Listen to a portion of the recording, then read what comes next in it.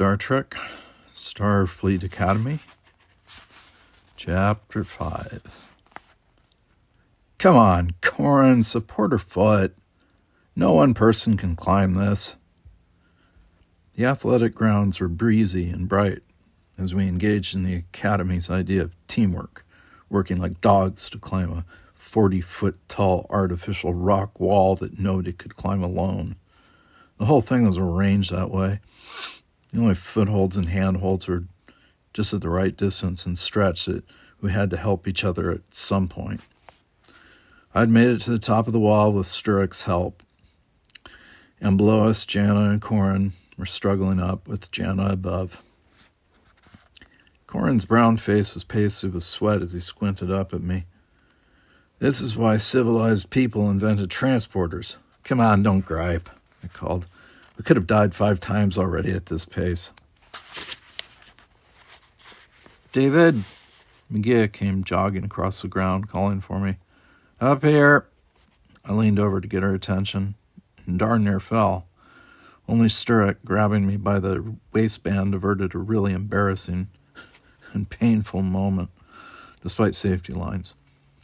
She shaded her eyes and squinted into the sunlight. Commander Rotorot wants you to report to his office as soon as you finish on the field. Acknowledged. Tell him I'll be there. As soon as Corin gets the center of gravity up here. Come on, Corin. It's just a drill, Forrester. Our lives aren't really on the line. Wrong. If you don't step it up, I'll kill you. I expected better from you and your crew. Wounds came from phasers, wounds came from knives, sparks, fists, but nobody ever told me the wounds came from senior officers. I should have expected it. Commandant Rotorot's simple sentence bruised me from my forehead to my ankle bones. The sting of humiliation cut deep, but there was only one response a cadet could possibly make. Yes, sir, so do I. Rotorot occupied himself with wiping up a dribble of what seemed to be tea, since that's what he was drinking, from the corner of his desk. Despite your efforts, Corin's scores are still under par, and Engineer Brady's responses are less than innovative. And your communications officer seems distracted at best. Yes, sir. And, sir, in fairness, I have to inform you that my own performance has been less than inspired. Really? A deep voice sounded over by the couch. Captain Sulu was leaning on the window brace, looking out over the athletic grounds where 6 squads of freshman cadets were running through midday drills. Command evades you, cadet? He went on when I didn't answer his non-question. It confuses me, sir, I admitted, anxious to vector the conversation off my team and onto myself. But I'm aware of the problems, sir, and the team is pulling together to solve them. Be specific, Sulu instructed. What kind of problems? My boots were suddenly light. Oh, I mean tight. Personality conflict, sir. Moving the neat stacks of paper on his desk to wipe under them, Rotorot paused suddenly and looked up. Are you going to complain about personality conflicts when a Klingon heavy cruiser is barreling down on you? Do you know what you'll be up against? They've got a whole new commandant. Sulu cut him off briskly. Rotorot's beefy face flushed pink, and he almost seemed to have been punched. He stood there, half bent over his desk, holding the cloth he'd been using to clean in one hand and the stack of papers he'd moved in the other. And he stared at Sulu, then at me. What was that about? What was there about Klingon heavy cruisers that would make Sulu tell Rotorot to stop talking about them? Chill ran down my back, swelling up a sensation of having been through this before. Something about this conversation was naggingly familiar. Sir, I began, and suddenly my throat seized up. Ugh. I knew what I wanted to ask, but the actual business of asking turned my stomach upside down. So Sulu came around in front of me and sat on the corner of Rotorot's desk. Man, were they different from each other.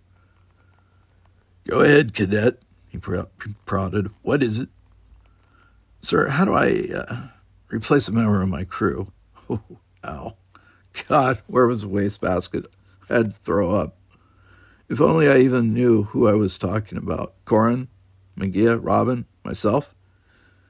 Any minute now, Sturrock and Jana would be filling all 6 bridge positions by themselves. A lot of jumping around. You don't, Sulu said sternly. There's no changing crew in the middle of a mission. As Captain Kirk said, you do your best with the hand you're dealt. If your team isn't getting good results, it's up to you to tighten up their talents. Understood? No, not a bit, not a clue. Say it again. Yes, sir. Dismissed.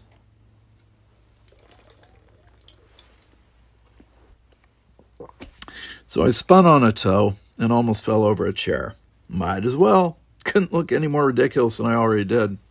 What the devil? The office seemed 60 feet long as I tried to get out. My feet had turned to iron. The door panels sensed me coming and opened up. And Vanda McGee stood there. In a Vanda McGee, baby, escorted by a security guard. She looked confused, intimidated. McGee, I spoke out. What's wrong?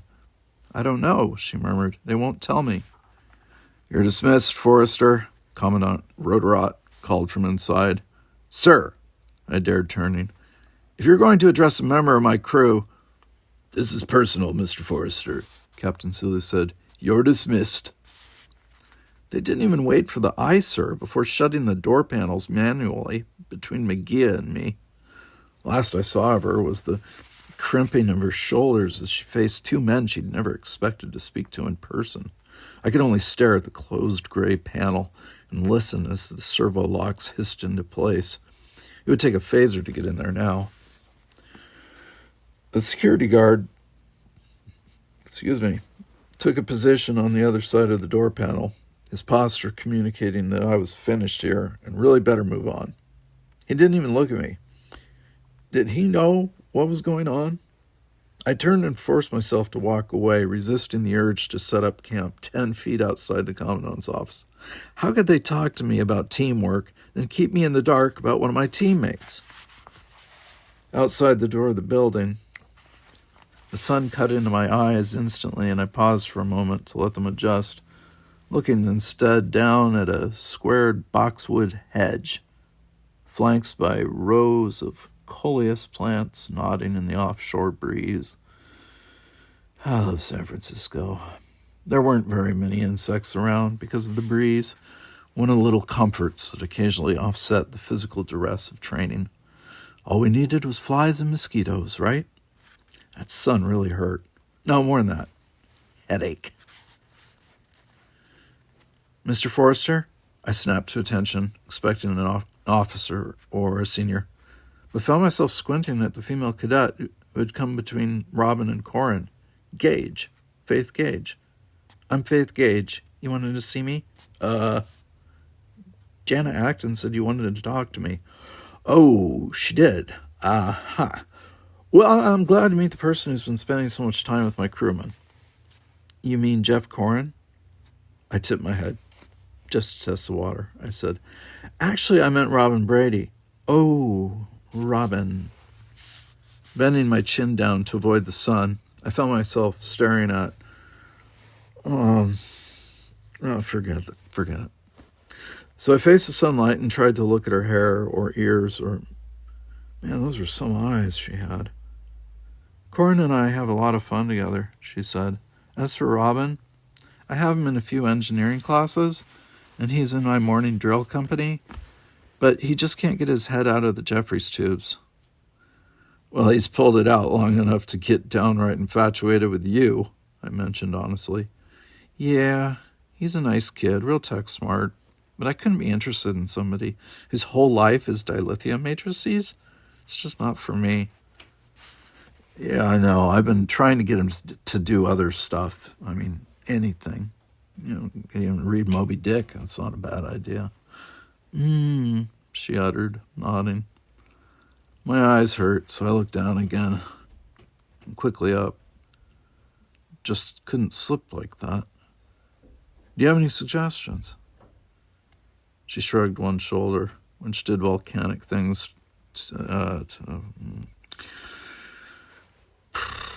Why doesn't he join one of the social groups on campus? I looked past her shoulder at the freshman barracks. Yeah. He's in a group on campus, I said. He's in my crew. She shrugged again and said, well, he needs some kind of outlet to break through all that shyness. I can't order him to be sociable. Maybe he'll listen to you, though. Could you make a little suggestion? Before she could answer, I noticed a movement past her shoulder, somebody waving at me, and they were calling my name. Corin, Jana, Robin, and Sturrock, and a dozen or so other cadets. They were running toward the activity center where the cadets' lounge was housed. David, Jana called. Commandant's about to make an announcement. You'd better go, Faith Gage said. I have to report to the foreign language lab. She left without any other amenities, and I got the feeling she didn't want to be around Corin and Robin at the same time. I broke into a run and met my crew at the lounge's inner doors, where Jana was just turning up the volume on the lounge view screen. Have you been watching the news? She asked me, eyes wide. No, why? Rotorot's been repeating an announcement. The screen cut in on the commandant in the middle of a sentence. I've been given official confirmation that the Federation colony on Bicea was destroyed 2 days ago by unknown forces. There are no survivors. First reports of this tragedy were made by the USS Sentinel at 22:30 last night. Bicea, I murmured. That's one of the main port colonies on the Klingon border, isn't it? How many? Over 200,000, Sturrock filled in instantly. Jana folded her arms around her ribs and seemed to ache. Corin shook his head. McGee had relatives there, David. I looked at him. Which relatives? All the relatives she had left after Lursen Prime, Robin told me. Her mother, 4 brothers. Everybody, Jana choked. The few remaining members of her family lived there. They were building a life in what they thought was a safe place. They were the primary Andorian ambassadorial link in the sector. Now they're all... Her last few words choked off and made no sound, yet we all heard them. They're all dead. Can she get some leave time? Corin asked, as if he felt obliged to say something, to say anything. Robin looked at me. Bicea was one of the disputed planets along the Klingon neutral zone, wasn't it?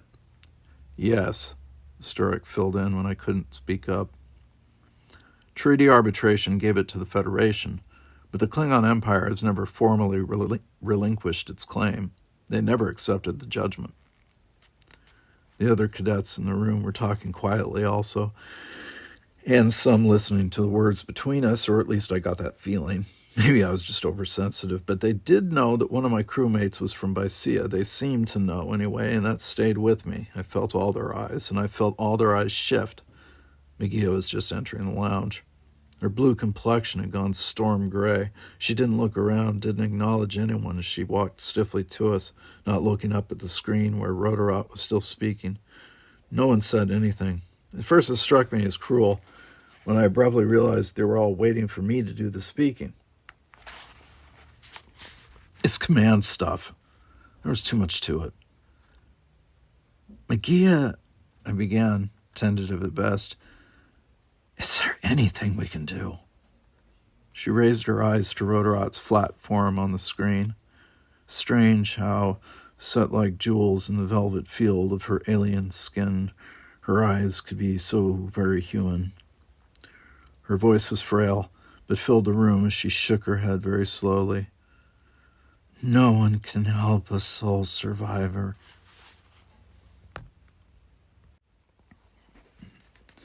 Chapter 6.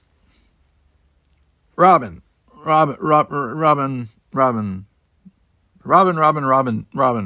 walk away. I think we should leave her alone. Like, Robin, she doesn't want to be alone. Just let her sit there for a minute and talk to me. We're on the same team, but I hardly see you anymore. How'd that happen? The cadet lounge was heavy, almost as if the air itself was filled with droplets of oil.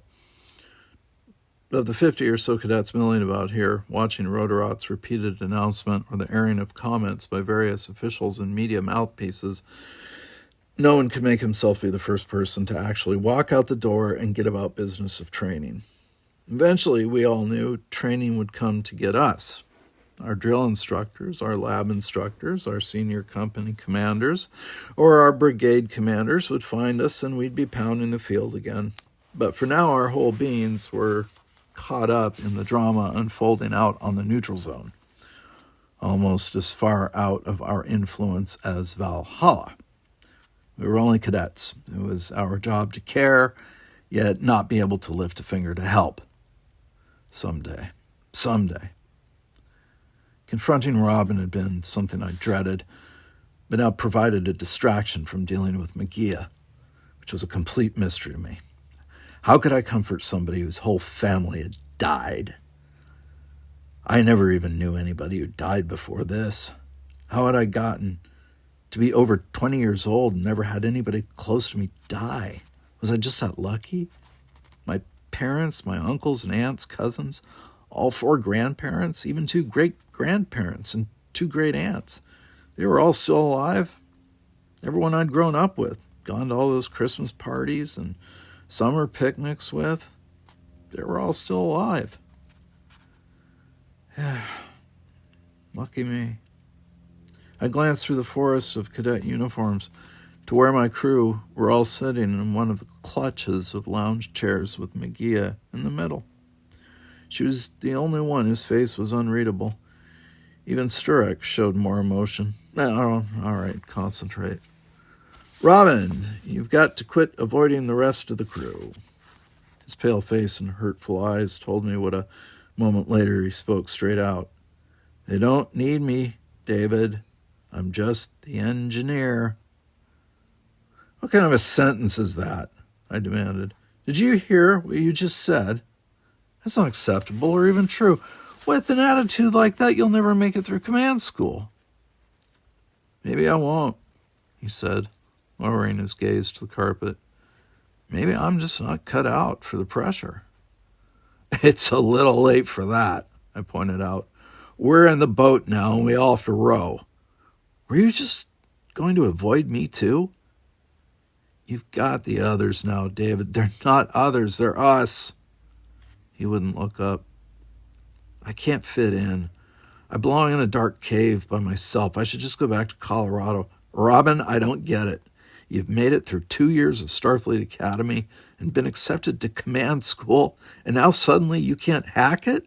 What changed? He raised his eyes without raising his chin, giving him a pathetic childlikeness, his expression filled with misery. You changed, he said softly. Well, that wasn't exactly what I expected, was it? I changed? How did I change? You got command, that's how. He looked into the carpet again. We used to do everything together.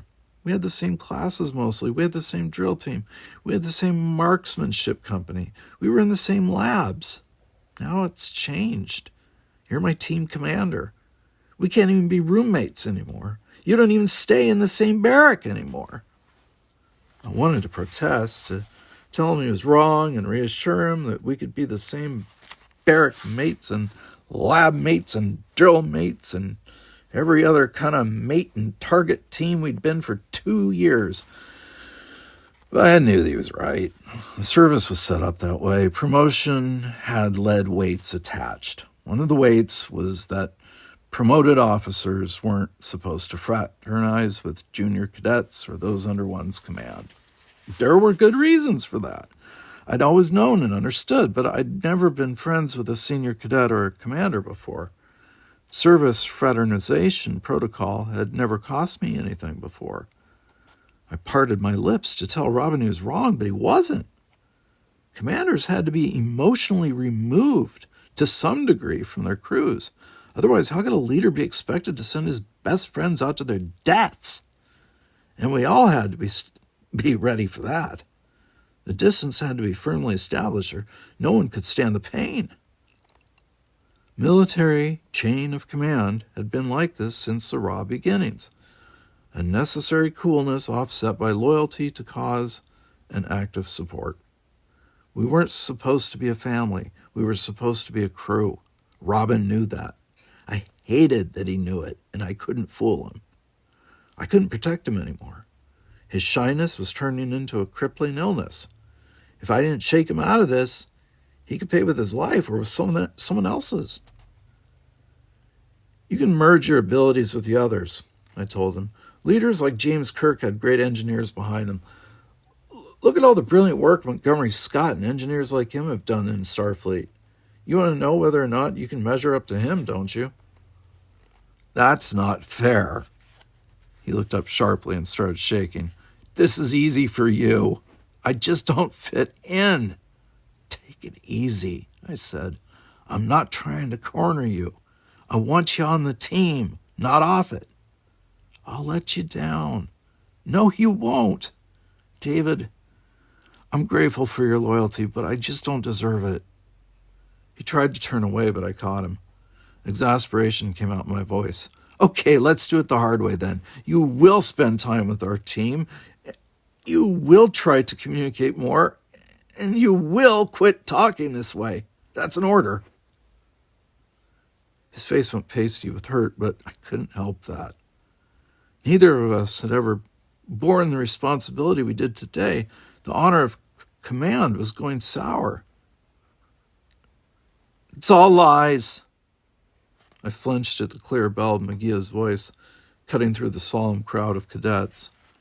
She'd come to her feet and was shouting at the big view screen.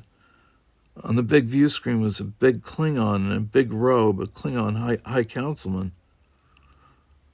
No matter what the Federation claims, the Klingon Empire had nothing to do with the loss of the Bysea colony. However, there is bitter justice in the colony's failure.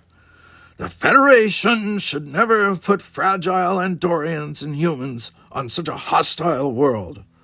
Only Klingons could have tamed Bysea. Liar! Magia cried again. One of the cadets near the view screen took that as a good reason to turn the volume down. And luckily the scene switched away from the Klingon councilman to somebody else.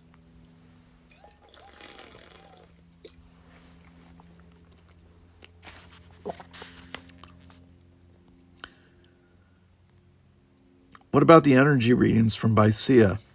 Jeff Corrin said as Robin and I joined them. Those were Klingon disruptors. That does not prove Klingon involvement, Stark pointed out evenly. Oh, I see. It was all those other species that live near the Klingon border and use disruptors. Magia turned to our Vulcan teammate. Why are you making alibis for the Klingons, Stark? I regret your loss, Magia, he told her. But Bysea was not a critical colony, nor was it strategically placed. It is illogical to assume that the Klingons would start a war over a world that would gain them nothing. We cannot blame one species when all facts are not known. Just like a Vulcan. Boy, had Magia's voice changed. Nope, that was Frank Milan. Just what we needed. He shouldered his way through the parting sea of cadets. Just like a Vulcan to deny the obvious in search of details. Using logic to soften the truth. Klingons should be destroyed for the monsters they are. A surge of agreement rose across the field of cadets. Encouraged by that, Milan swung around to face the crowd. Federation should change its whole approach to Klingons. He went on like a country preacher. The treaty robbed us of the war we needed, and because of that, the Klingons grew stronger. Now look. Pretty strong words, Frank. My eyes widened. What idiot had said that? Oh, it was me. His face was a plaster cast of rage as he swung around. The attack on Bysea was an act of war. We can't let it go unpunished. Dropping me like a stone, he swung back to the attentive crowd of infected cadets. We need new leaders who aren't afraid of the Klingons. We need the vanguard. The cadets cheered him. Frustration at our impotence in the galaxy's troubles drove them to approve of Milan's words. The species inside the Federation already live the right way. It's the species outside that are the problem. Vanguard, Korn interrupted. What's the Vanguard? It's a political action group that has humanity's best interests at heart. They're as tired as we are of Starfleet's timid response to the Klingons. The Vanguard says it's time for humans to take care of humans. The cadets nodded again, but not quite with the same fervor as a moment ago. Sturek voiced the reason. And all the other Federation species? He asked, his presence suddenly powerful here. What will your Vanguard do with them? Milan looked at him, noticed Magia and the other non-human cadets, though admittedly there were very few, and backpedaled. The species inside the Federation already live the right way. Yeah, it's the Klingons and Romulans that are the real problem. The Vanguard calls for a sense of order in the galaxy. We want to make the Federation strong. We want to make Starfleet strong. We want to make the Federation great again. I crossed among a half-dozen cadets to challenge him. Well, somebody had to, right? We? I asked. I take it you're already a member of this group?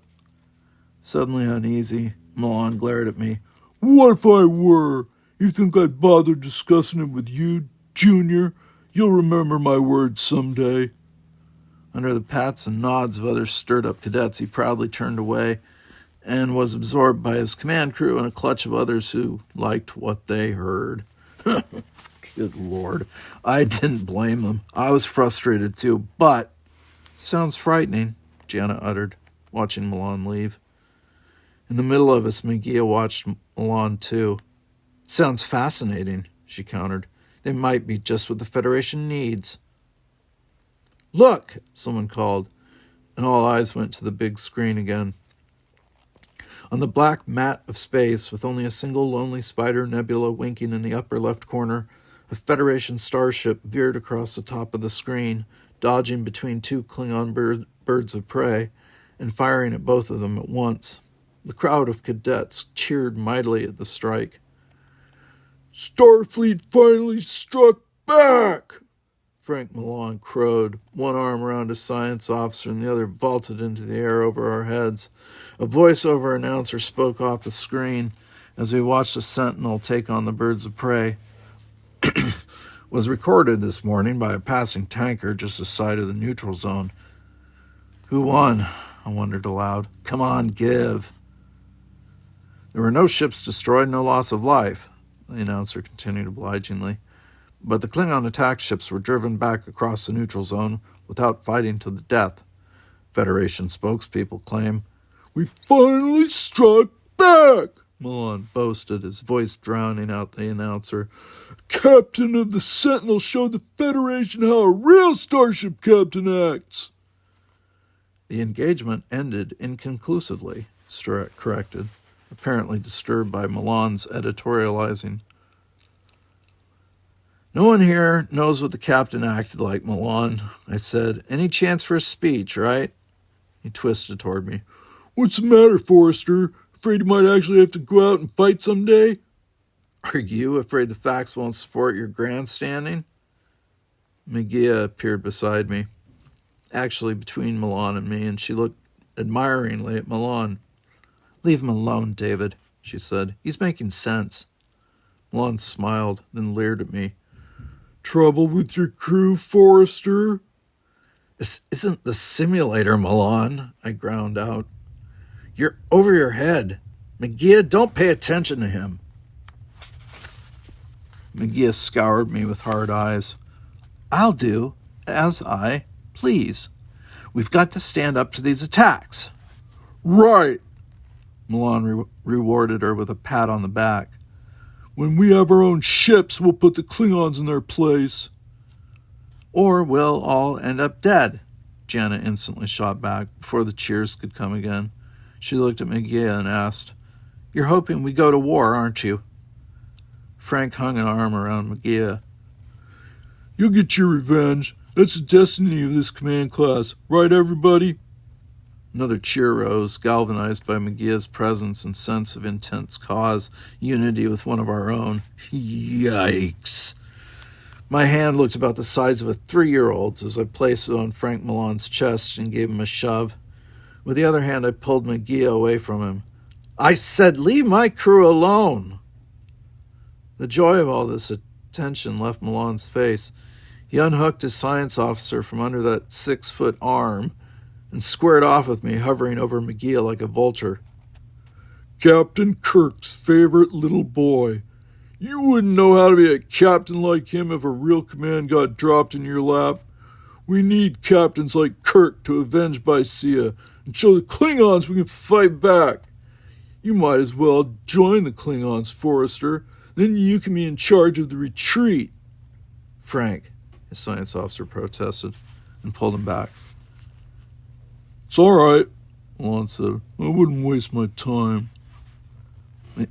McGee moved between us, clearly leaning toward Milan as his crew pulled him away. "If you're the captain of the future," she said, "I'll get there by myself."